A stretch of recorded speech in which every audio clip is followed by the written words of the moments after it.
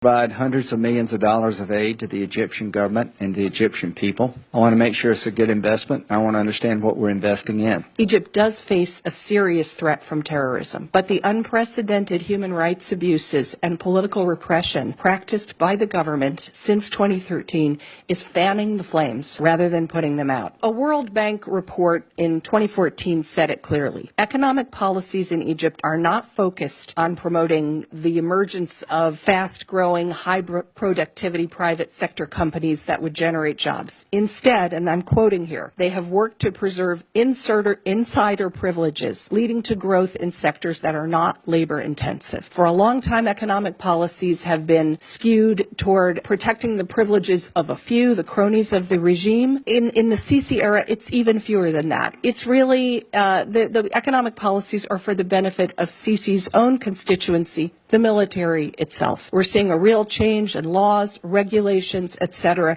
that are allowing the military, rather than the private sector, to take up more and more economic activity. That's what's behind these mega construction projects that Sisi has been carrying out. The Suez Canal passage, the new administrative capital he's building in the desert, because this is how the Egyptian military knows how to make money, by building things. Our aid to Egypt had not been very high and then leapt up after the Sadat visit to Jerusalem and the Camp David Accord, and that's 1978. That's 40 years ago. The Middle East has changed, and Egypt's role in the Middle East has changed in that period. The Egypt of that period was really the most influential country, most influential Arab country, and its position on everything was of significance to us. But that's no longer true.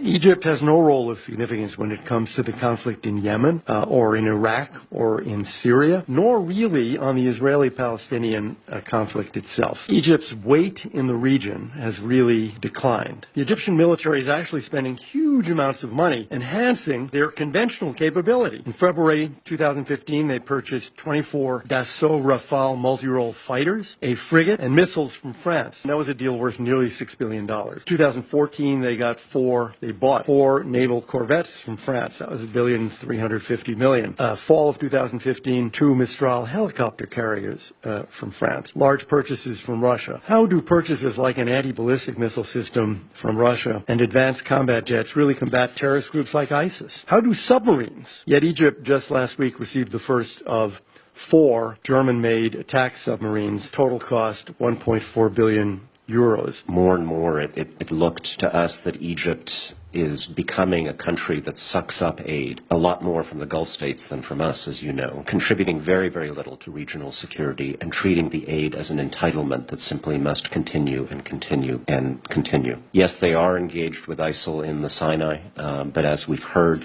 in ways that probably make the problem steadily worse rather than better. Just how counterproductive the tactics are. This is basically a window into a strategy in which young men who may or even may not be members of ISIS are rounded up, executed in cold blood, and then passed off as casualties in a battlefield fight so that the army can look good. We know from history that is the way to lose a fight like this, not to win. Almost any observer of the Sisi government, I think, would agree that over the last 2 or 3 years, the primary priority of the Egyptian military and of General Sisi has not been to fight terrorism or to improve governance. It has been to make sure that what happened in 2011, the Tahrir Square rising, something like that can never, ever, ever, ever happen again in Egypt, and that the power of the military over the country's politics and economics is not challenged again. And as a result, they have concentrated as much on persecuting their political opponents, peaceful protesters, independent NGOs, the very people in the country who are most likely to despise jihadism, as it has on hunting down terrorists. My job was talking to authoritarian governments around the world, and I have to say the meetings with the government of Egypt were amongst the least productive and most unpleasant. A lot of governments around the world that do things we don't like, but you can have a thoughtful, intelligent conversation where you're talking to somebody who you feel like they've got the best interest of their country in mind, but they have a different vision for how to achieve them. And in the case of Egypt, it's just angry, rude denial of all problems, and how dare you, U.S. government official, raise these things with us, and where's our money? Thank you very much. Goodbye.